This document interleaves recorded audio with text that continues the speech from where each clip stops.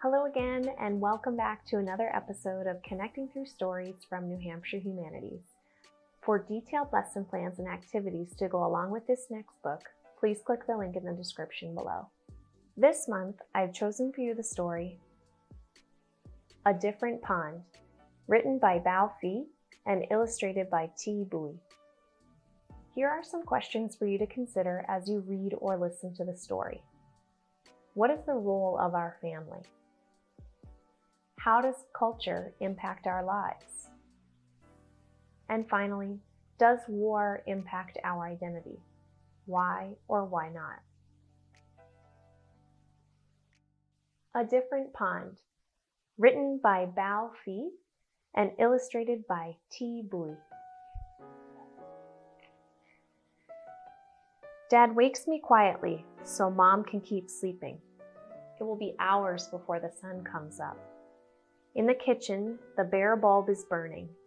Dad has been up for a while, making sandwiches and packing the car. Can I help? I ask. Sure, my dad whispers and hands me the tackle box. The streetlights look brighter and the roads aren't so busy before the sun comes up. Dad turns on the heater and tells me stories. A kid at school said my dad's English sounds like a thick, dirty river. But to me, his English sounds like gentle rain.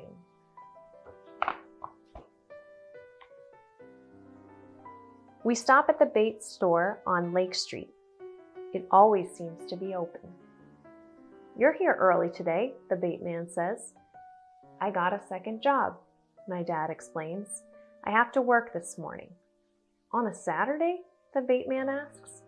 My dad nods. I feel the bag of minnows move. They swim like silver arrows in my hand. It is still dark when we get to the pond. We park the car and climb over the divider between the road and the trees. My dad holds my hand and walks ahead through the tangle and the scrub. Step where I step, he says. I am thinking of what Dad told the bait man. If you got another job, why do we still have to fish for food? I ask. Everything in America costs lots of money, he explains. I feel calluses on his hand when he squeezes mine. Sometimes a Hmong man is at the pond.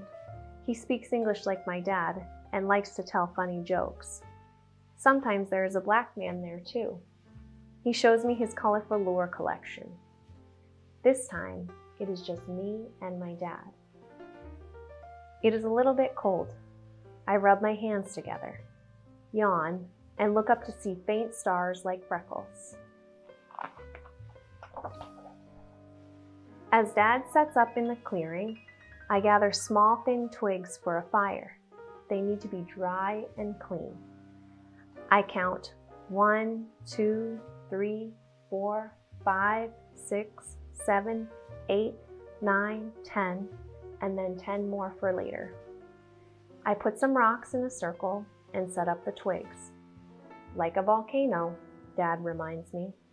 I set one end of each twig down, the other up, leaning them in so they rest against each other and hold each other up. I get it to light with just one match. Dad nods. You want to put a minnow on the hook? Dad asks.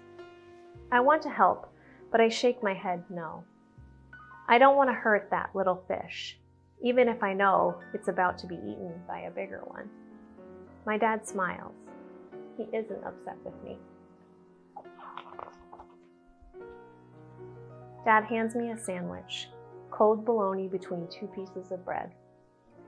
Careful of the spicy stuff, he says. There's half a peppercorn, like a moon split in 2, studded into the meat. I used to fish by a pond like this one when I was a boy in Vietnam, Dad says, biting into his sandwich. With your brother? I ask. He nods, then looks away.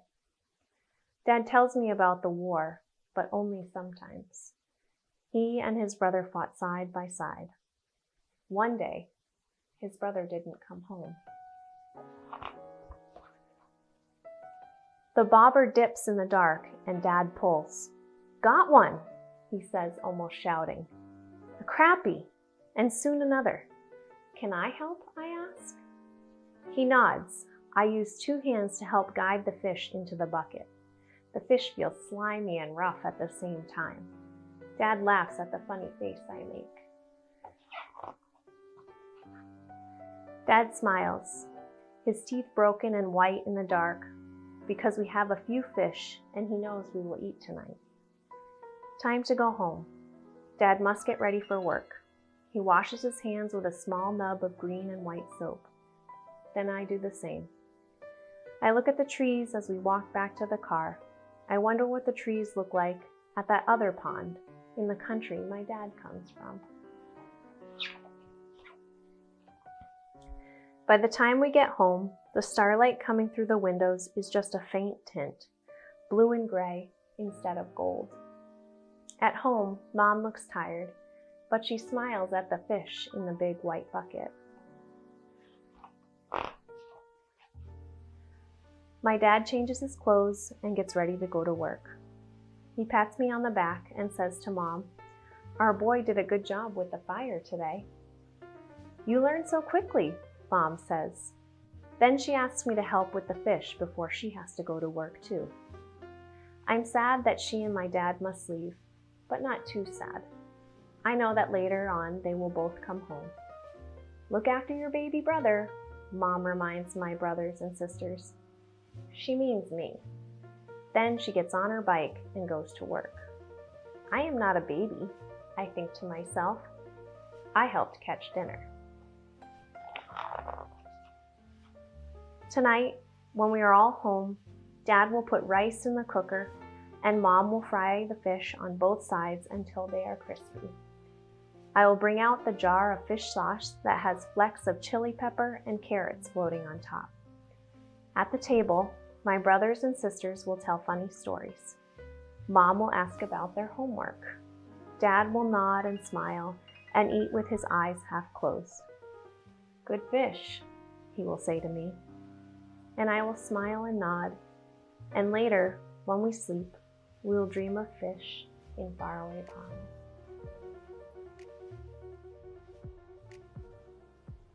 I hope you have enjoyed this story of family, tradition, and hope, and I would encourage you to find other stories featuring Asian Pacific American heritage during the month of May.